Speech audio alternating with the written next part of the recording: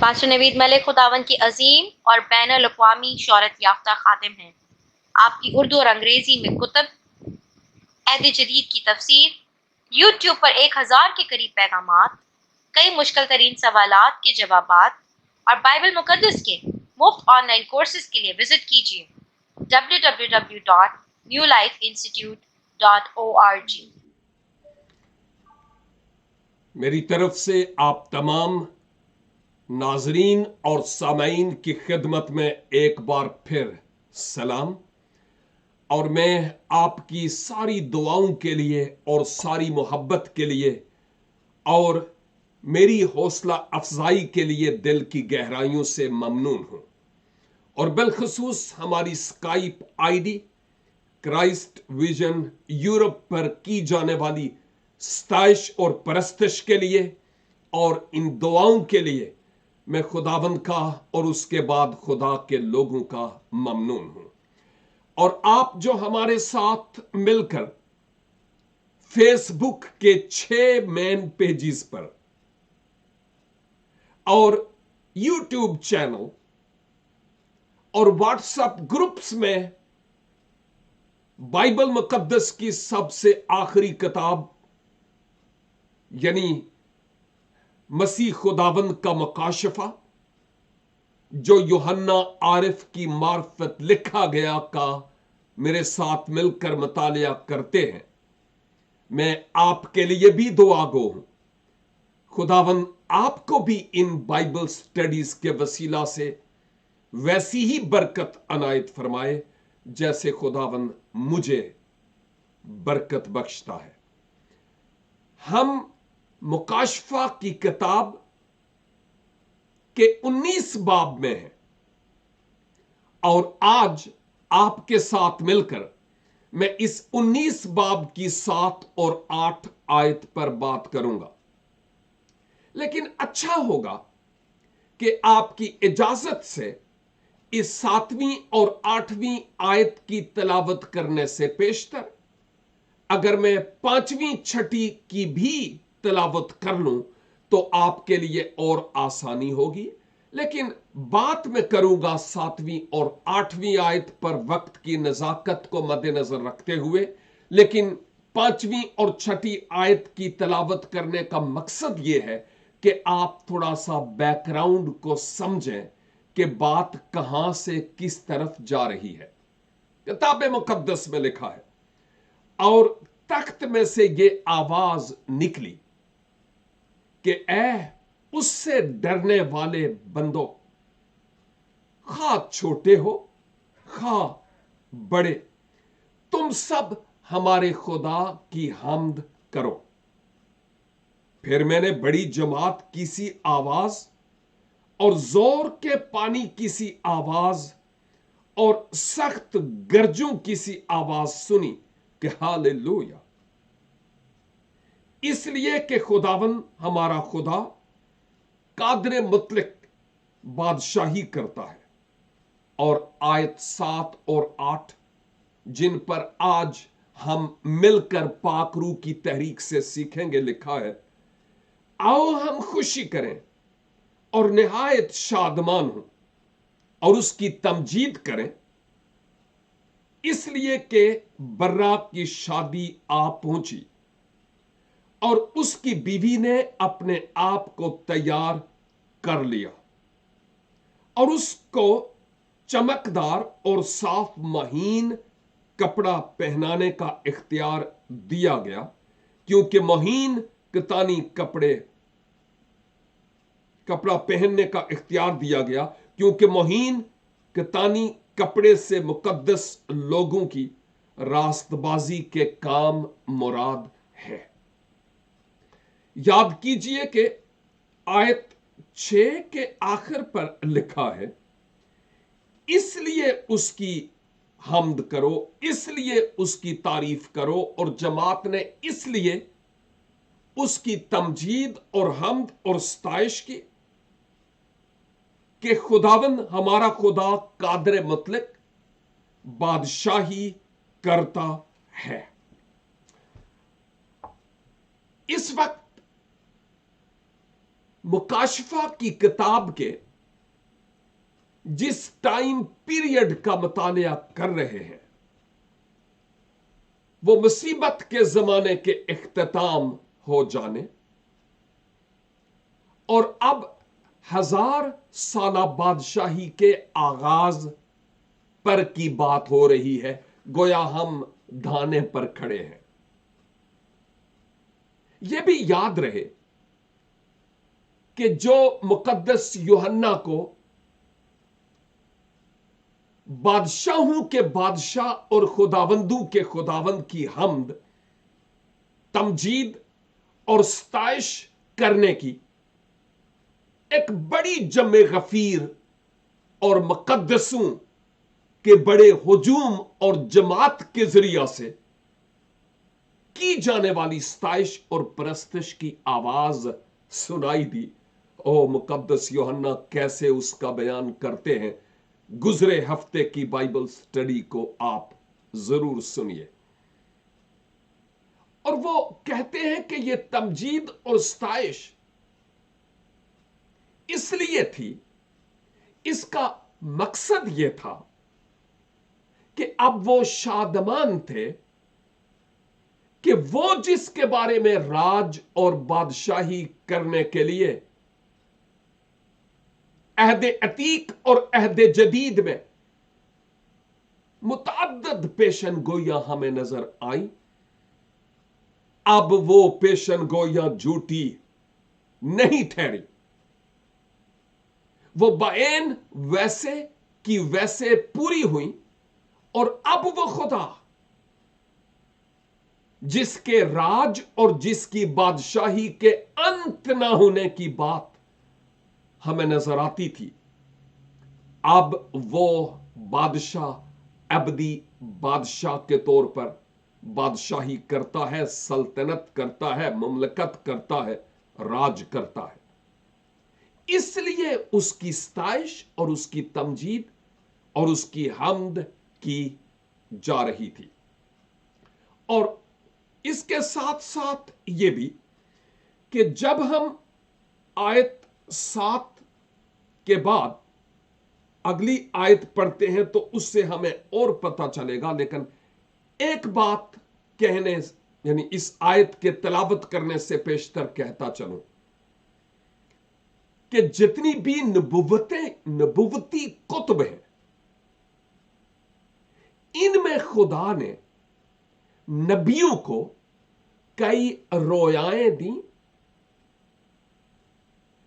इसका मतलब यह कि ना वो सोए हुए थे ना वो जागते थे, उनका कंट्रोल फुली पाक रूह के कंट्रोल और काबू में था, और पाक रूह जो कुछ उनको लिखने के लिए हदायत फरमाता था, वैसे ही बायन वैसे ही उन बातों को अहाताए तहरीर में वो लाते चले जा रहे थे। यहां इस बात का भी जिक्र करता चलूं कि इन नबुवती पैगामात में किसी बड़ी सच्चाई और हकीकत को बयान करने के लिए बाज औकात अलामती तौर पर कई तस्वीर पेश की गई और तशबीहात पेश की गई, इस्तारे पेश किए गए किसी बड़ी सच्चाई के बयान करने के लिए। मसलन खुदा की 7 रूह है और 4 हैवान, खुदा का तख्त और 24 बुजुर्ग और दूल्हा और दुल्हन, ये तमाम बातें ऐसी हैं जिनके पीछे रूहानी हकायक और सच्चाइयां हैं। लेकिन कुछ ऐसी बातें हैं जो जैसे आज हम फिजिकली अपनी नफसानी और जिस्मानी सोच से समझते हैं, ये बातें वैसे समझ नहीं आती। मिसाल के तौर पर आयत 7, आओ हम खुशी करें और शादमान हों और उसकी तमजीद करें। किसकी? जो तख्त पर बैठा है, कादर मुतलिक खुदा जो बादशाही करता है, इसलिए कि बर्रा की शादी आ पहुंची और उसकी बीवी ने अपने आप को तैयार कर लिया। गैर मसीही लोग जिनकी अक्लों पर पर्दे पड़े हुए हैं, वो इस आयत की इन बातों को, जो बर्रा की बीवी और शादी और दुल्हन ने अपने आप को तैयार कर लिया है, बीवी ने तैयार कर लिया है, जो अक्ल के पैदल लोग हैं, वो इन बातों को फिजिकली लेकर, जिस्मानी तौर पर लेकर अहले कलीसा का तमस्कर उड़ाते हैं और उड़ाने की कोशिश करते हैं। खा वो गजलात की किताब हो या हिजकियल 28 या मुकाशफा की किताब की ये नबुवती बातें, उनके वो ठट्ठे उड़ाते और तमस्कर उड़ाते हैं। लेकिन हमारे लिए ये कोई ऐसी बात नहीं कि शायद हम पहली दफा सुन रहे हैं या पहली दफा देखते हैं। माज़ी रफ्ता में इस तरह के बहुतेरे उठते रहे, लेकिन जितना ज्यादा तमस्कर उड़ाया गया या मसीही जिंदगी और ईमान और मानने वालों के पौधे को जितना दबाया गया, उतना ज्यादा ये उगा और फल फूल इससे निकले हैं। यही सबब है कि कई बार मैंने इन बाइबल स्टडीज के दौरान यह कहा है कि जिस्मानी और नफसानी आदमी खुदा के रूह की तह की बातों को नहीं समझ सकता। और बहुत सी बातें ऐसी हैं जिनको ईमान के साथ कबूल किया जाता है, ईमान के साथ, और ये जिस्मानी बातें नहीं बल्कि रूहानी बातें हैं। इस आयत 7 में खुशी और शादमानी की एक और वजह बयान की गई कि इसलिए शादमान हूं, इसलिए खुश हूं कि बर्रा की शादी आ पहुंची और उस बर्रा की बीवी ने अपने आप को तैयार कर लिया है। याद कीजिए कि यहां जो हमें असल सच्चाई और हकीकत नजर आती है वो ये कि ये बर्रा मुनज्जिए आलमीन जनाबे मसीह खुदावंद के लिए ये टर्म इस्तेमाल हुई क्योंकि आपने खुदा का बर्रा बनकर, मेरे अजीज भाइयों और बहनों, मेरे और आपके गुनाहों का दाम कलवरी की सलीब पर चुकाया है। लेकिन अब बर्रा के तौर पर उसके सलीब पर बतौर बर्रा किए गए बड़े काम और कुर्बानी के एतबार से उसको याद तो रखा जा रहा है, लेकिन अब वो बर्रा के तौर पर नहीं। यहां ये इस्तिलाह उसके सलीब पर किए गए काम को याद रखने के लिए है, लेकिन अब वो बादशाह और बादशाहों के बादशाह कादर मुतलक खुदा के तौर पर तख्त पर बैठा हुआ है। और ये जो बर्रा ने अपने आप को शादी के लिए یعنی اس کی شادی آ پہنچی. اس شادی سے مراد، اور چونکہ بعد میں لکھا ہے بیوی نے اپنے آپ کو تیار کر لیا، قطعی طور پر وہ شادی جو ہمارے ہاں ہوتی ہے اس کا اس سے فزیکلی کسی طرح کا کوئی تعلق نہیں ہے.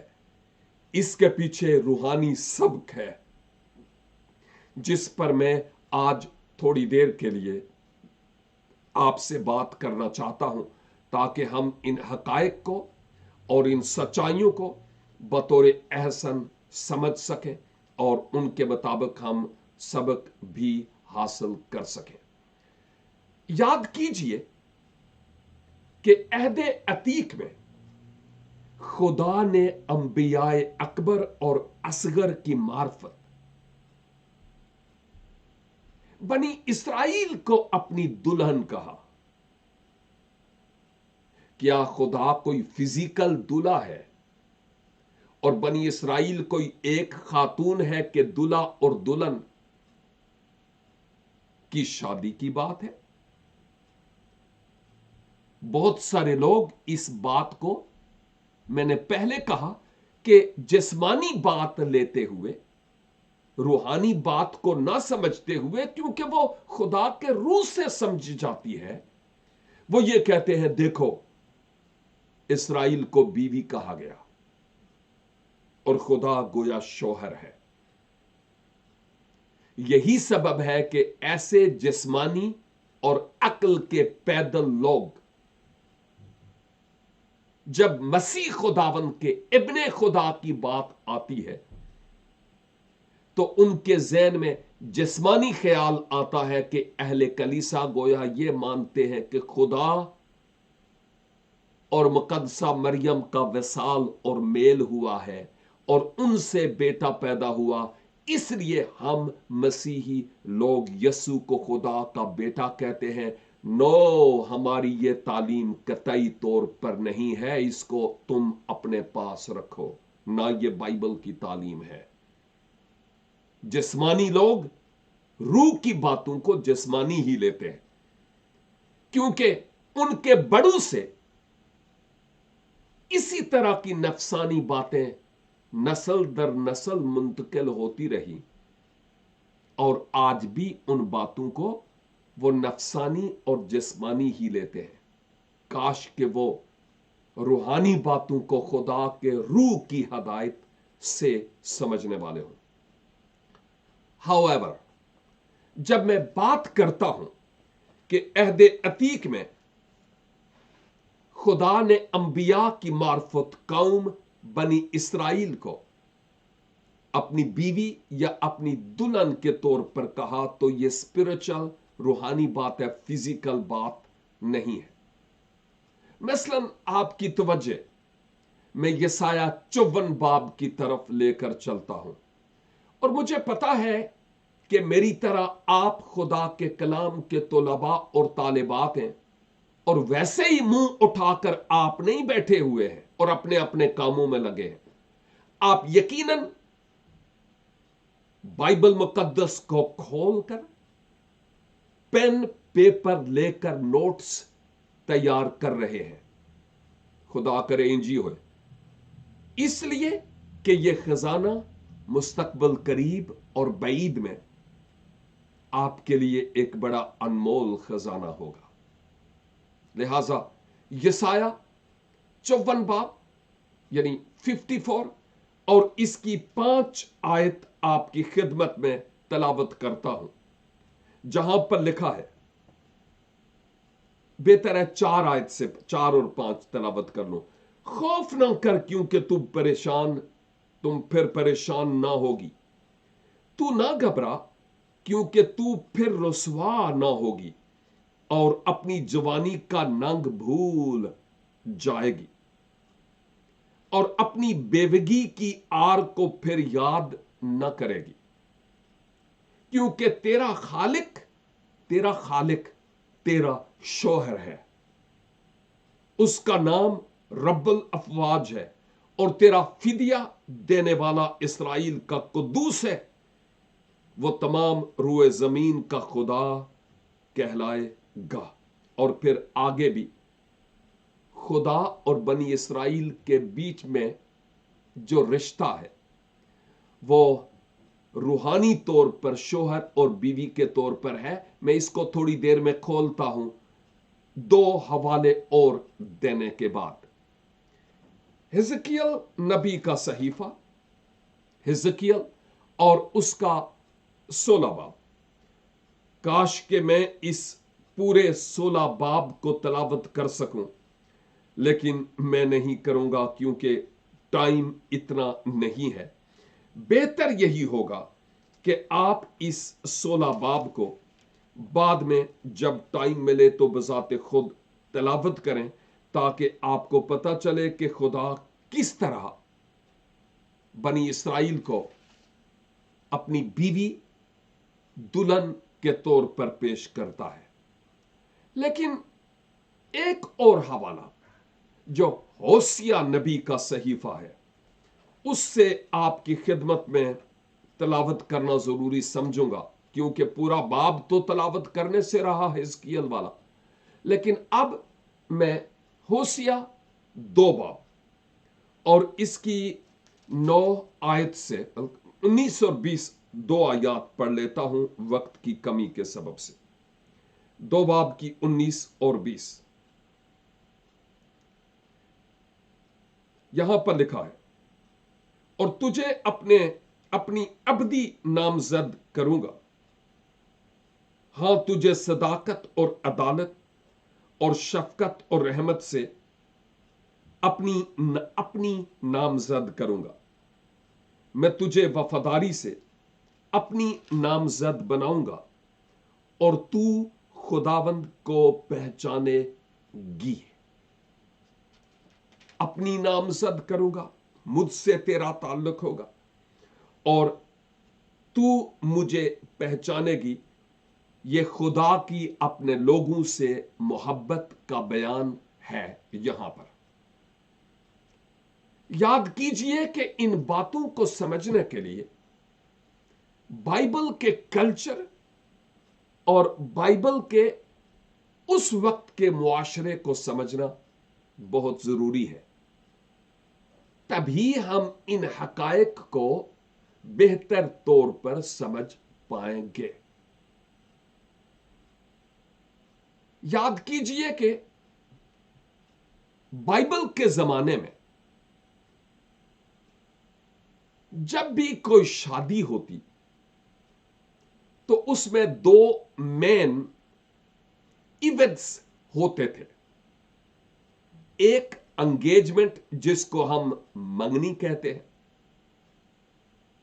اور نمبر 2 وہ دن جس دن نکاح ہوتا تھا، شادی کا دن، منگنی اور شادی۔ یاد رہے کہ جو انگیجمنٹ تھی اس زمانے میں گویا ایسے ہی سمجھی جاتی تھی جیسے گویا وہ شادی ہو چکی۔ وہ خاتون اپنے شوہر کے لیے مخصوص ہو چکی ہوتی، اپنے آپ کو اس کے لیے پابند پاتی، اور شوہر اپنے آپ کو اس کے لیے پابند پاتا۔ اس وقت کی منگنی گویا ایک ایسا انٹوٹ رشتہ تھا جس کی انتظار میں وقت گزرتا، اور پھر وہ وقت آتا کہ جب دونوں کی شادی ہوتی۔ منگنی ایک مخصوص عرصہ تک رہتی، اور اس کے بعد ان کی شادی ہوتی۔ کیونکہ جب میں کلام مقدس میں دیکھتا ہوں، اور خاص کر مقدس یوسف اور مقدس مریم کے بارے میں، تو آپ اس زمانے کی شادی، اس زمانے کی انگیجمنٹ کو اگر دیکھیں تو وہ انگیجمنٹ گویا ایسے ہی تھی जैसे एक अनटूट रिश्ता शादी। इसीलिए आवाज आती है कि तू अपनी बीवी को अपने यहां लाने से ना डर, ना खौफ खा। ये एक ऐसा मजबूत रिश्ता था एंगेजमेंट का जो टूटता नहीं था। ये एक ऐसा अहद होता है, दोनों फरीकैन इस अहद के पाबंद होते थे। अब्राहम और खुदा के बीच में जो अहद था वो जानवरों का दो दो हिस्सों में कट कर बीच में से एक मशल का गुजरना, गोया ये ऐसे ही था कि ए खुदा, मैं अगर इस अहद से फिर जाऊं तो जैसे इन परिंदों और जानवरों के टुकड़े किए गए वैसे ही मेरे टुकड़े किए जाएं। ये मामूली बात नहीं थी, गुड्डी गुड्डे दा खेल नहीं सी। ये एक बड़ा मजबूत रिश्ता था बाइबल के जमाने में। मैं जानता हूं कि जब मैं छोटा था मेरे माजी के कल्चर में भी तकरीबन कुछ इसी तरह की बात होती थी, और दोनों बाद इज मंगनी एक दूसरे के होते जब तक कि वो निकाह की इस पाक इबादत के दिन तक ना पहुंचते। उसमें उनकी शादी होती और वो दोनों एक होते। जब हम अहदे जदीद का मुतालिया करते हैं, मैं अहदे जदीद से मुराद नए अहदनामे की बात करता हूं, तो हमें बहुत सारी और सच्चाइयां और हकायक खुदा के कलाम के मुताबिक मिलती है। यह भी याद रहे कि कलीसिया वो है जिसकी रूहानी तौर पर एंगेजमेंट खुदाबंद यीशु मसीह के साथ हो चुकी है, अभी शादी नहीं हुई। रूहानी तौर पर एंगेजमेंट हो चुकी है, यानी कलीसिया मसीह की है, और मसीह ने अपने खून से इस अहद को कायम किया है। कलाम को बुनियाद बनाते हुए बात कर रहा हूं। अगर हम दूसरा कुरिन्थियों का खत देखें और हम वहां इस हकीकत को किसी हद तक क्लियरली देख पाएंगे। दूसरा कुरिन्थियों 11 बाब और इसकी 2 आयत पहली भी पढ़ लेते हैं। काश कि तुम मेरी थोड़ी सी बेवकूफी की बर्दाश्त कर सकते। हां, तुम मेरी बर्दाश्त करते तो हो। यहां पर एक और कंफ्यूजन आपके जहन में ना पैदा हो जाए कि पौलुस रसूल यह कहता है कि मैं जो बात कर रहा हूं वो बेवकूफी की है। काश कि तुम मेरी थोड़ी सी बेवकूफी की बर्दाश्त कर सकते। क्या वो बेवकूफ था? नो नो नो नो, ये बात नहीं है।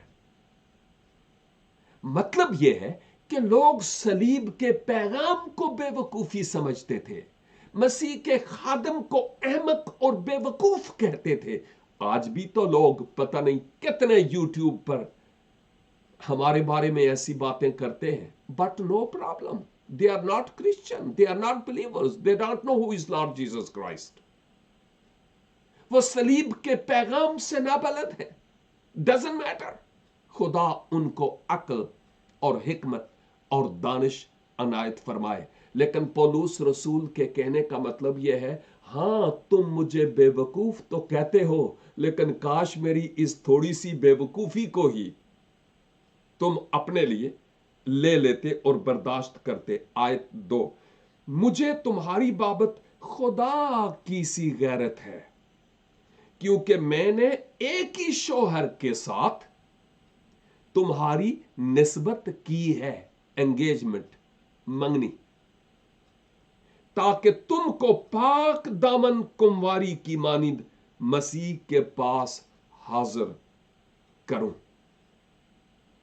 मंगनी हो चुकी है कलीसिया और मसीह की, और मसीह चाहता है कि मसीह की दुल्हन पाक दामन और कुंवारी हो। हर शौहर यही चाहता है, मेरी बीवी ऐसी हो जिससे मेरी शादी हो, जो पाक दामन और कुंवारी हो। पौलुस रसूल इसी कंसेप्ट को लेते हुए मसीह और कलीसिया के रिश्ते को यहां पर बयान करते हैं। और अगर मैं आपको इफिसियों के खत में ले चलूं तो वहां हमें और भी जरा वाजे और क्लियर बात मिलती है। इफिसियों 5 बाब और उसकी 25 आयत से गौर कीजिएगा। इफिसियों 5 की 25 से, ऐ शोहरों अपनी बीवियों से मोहब्बत रखो जैसे मसीह ने भी कलीसिया से मोहब्बत करके अपने आप को उसके वास्ते मौत के हवाला कर दिया, ताकि उसको कलाम के साथ पानी से गुस्ल देकर और साफ करके मुकद्दस बनाए, और एक ऐसी जलाल वाली कलीसिया बनाकर अपने पास हाजिर करे जिसके बदन में दाग या झुर्री या कोई और ऐसी चीज ना हो, बल्कि पाक और बेऐब हो। और फिर आगे मजीद बात होती चली जा रही है। आप बाद में इन आयात को तलावत कर सकते हैं, लेकिन मेन बात ये, पौलुस रसूल इस बात को इफिसस की कलीसिया को भी, कुरिन्थस की कलीसिया की तरह और आज के दौर की कलीसिया को भी ये याद दिलाते हैं कि खुदावन एक ऐसी कलीसिया चाहते हैं जिसने कंप्रोमाइज ना किया हो। एक ही शोहर मसीह के साथ उसका ताल्लुक हो, यानी मसीह में आने के बाद भी कंटिन्यूअसली अगर हम गुनाह में गलत मलत होते रहते हैं तो ये खतरे से खाली नहीं। मसीह को ऐसी दुल्हन नहीं चाहिए, ये कलीसिया ही नहीं। इस बात को समझने की जरूरत है। आज इफिसियों 5 बाब और उसकी 25 से 27 आयात जो तलावत की गई है, उसके मुताबिक मैं फिर से ये कहूंगा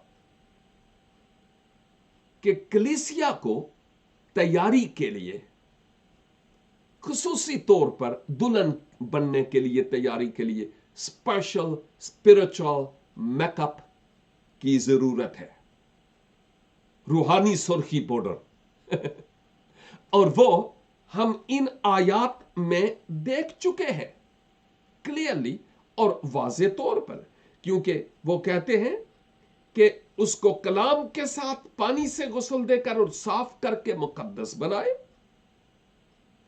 और ऐसी जलाल वाली कलीसिया बनाकर अपने पास हाजिर करे जिसके बदन में दाग या झुर्री या कोई और ऐसी चीज ना हो, बल्कि पाक और बेऐब हो। और उसके बाद शोहरों को नसीहत दी जा रही है।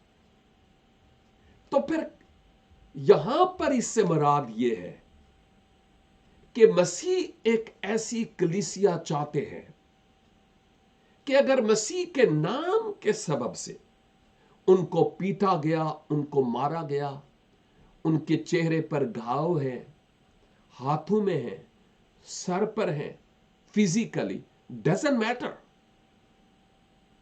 पौलुस रसूल कहते हैं मैं मसीह की मोहब्बत के दाग अपने बदन पर लिए फिरता हूं, डजंट मैटर। लेकिन मसीह के कहने का मतलब यह है फिजिकली और स्पिरिचुअली हमने अबलीस के साथ कहीं समझौता ना किया हो,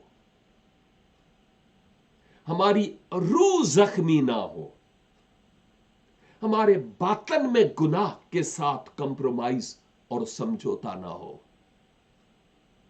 सारी दुनिया से हम छिप सकते हैं,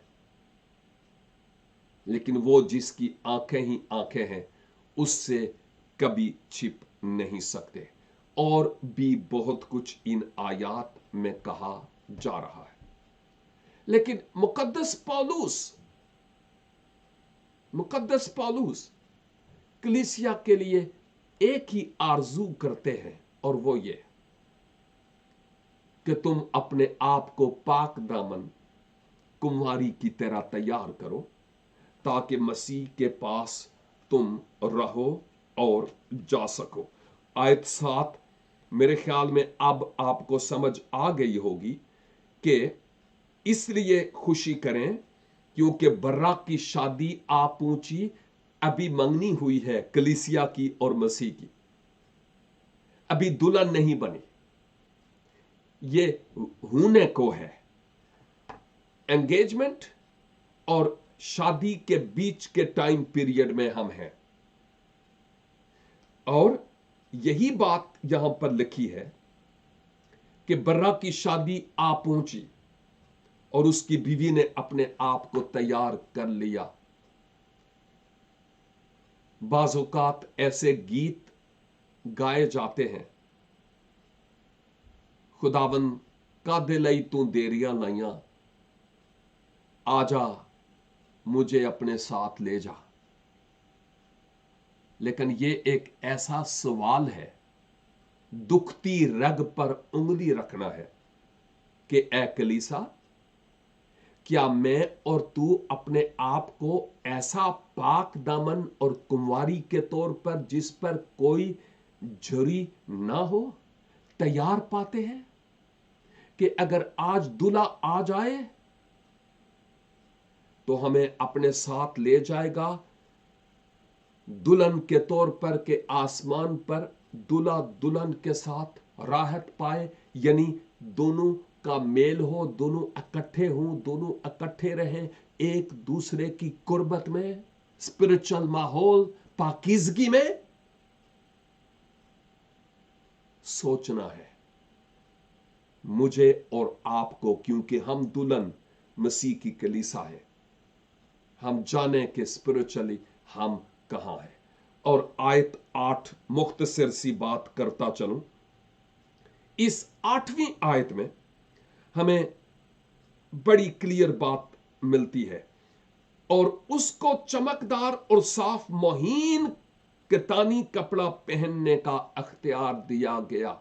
साफ मोहीन कतानी कपड़ा किसको? दुल्हन को। वो कौन है? कलीसिया।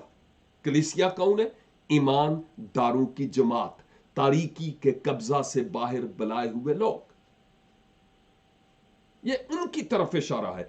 It's not the name of any denomination,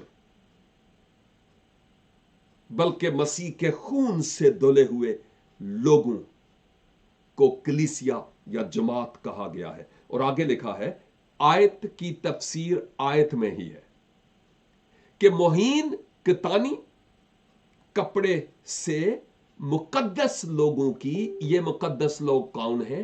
कलीसिया, यीशु के लहू से खरीदे हुए लोग, जिन्होंने दुनिया के साथ कंप्रोमाइज नहीं किया।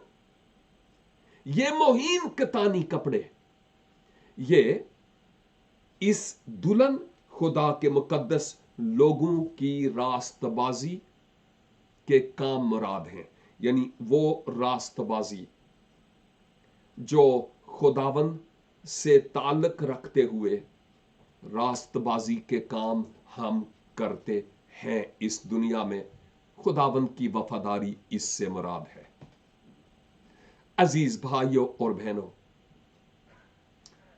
यह रूहानी बात है, फिजिकली कतई तौर पर नहीं है।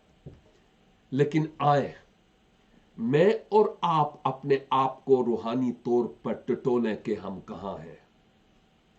क्या ये दुल्हन दूल्हा के साथ जाने के लिए अपने आप को तैयार पा रही है,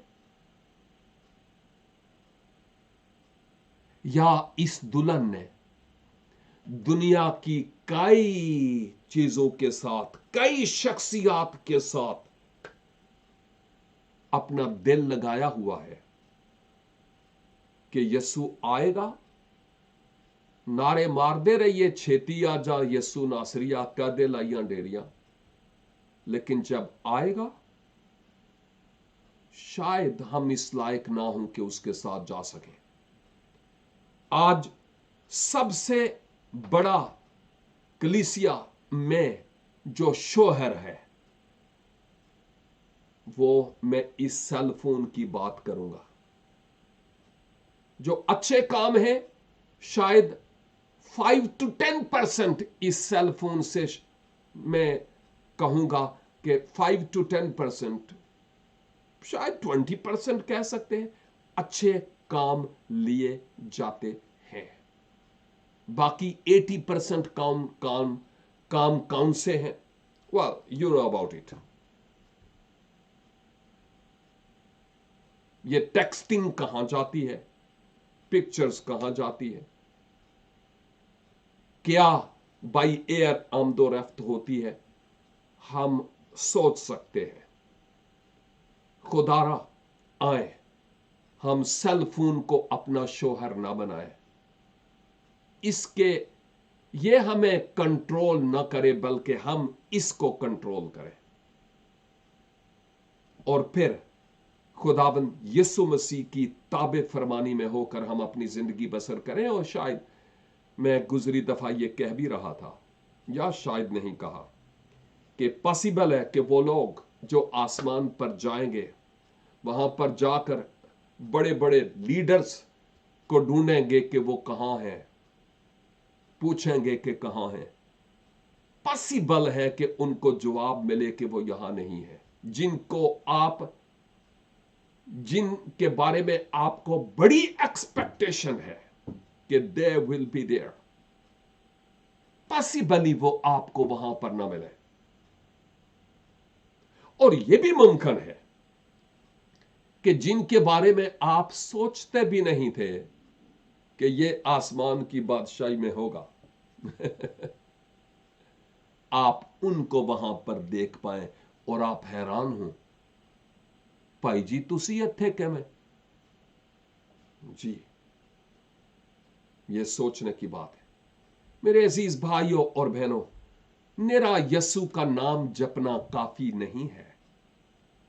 आए यीशु की पैरवी में, फर्मा बरदारी में अपना जीवन बसर करें, क्योंकि हम उसकी दुल्हन हैं और वो हमारी जिंदगी से 100% फर्मा बरदारी मांगता है। हम दुआ करें। ए कादरे मुतलिक आसमानी बाप, शुक्रगुजार हैं आज के इस कलाम के लिए जो आपने हमसे किया है। फजल बख्शिए कि इसके मुताबिक हम अपना जीवन गुजारने वाले हों और आपके नाम को हम अपनी जिंदगी से जलाल और इज्जत देने वाले हों। खुदावन, मैं दुआ करता हूं कि हम सबों को अपने दामन बचाए और रखने का फजल अनायत फरमाए। और वो जो अभी तक कलीसिया यानी दुल्हन में शामिल नहीं, यीशु के नाम से मिन्नत करता हूं खुदावन, उनसे आप पाक रूह के वसीला से कलाम करें, ताकि वो भी आपकी कुर्बत और आपकी नजदीकी में आ जाएं और आपका नाम उनके वसीला से जलाल पाए। अब आप जितने भी इस वक्त बेकस, लाचार, बीमार और दुखी है, उन तमाम के लिए मैं दरखास्त करता हूं, पाक रूह की कुदरत से उनकी जिंदगी में गहरा काम कीजिए। बदन में शिफा, रूह में शिफा आ जाए, बंद दरवाजे खुल जाए और आपका नाम आपके लोगों की शुक्रगुजारी के वसीला से जलाल और इज्जत पाए। हमारी इस दुआ को सुनिए और कबूल कीजिए। खुदावंद यीशु मसीह नासरी के वसीला से हम ये दुआ मांगते हैं। आमीन एंड आमीन। God bless you all. फिर मिलेंगे जब खुदावंद की पाक और मुकद्दस मर्जी होगी। तब तक के लिए खुदा हाफिज।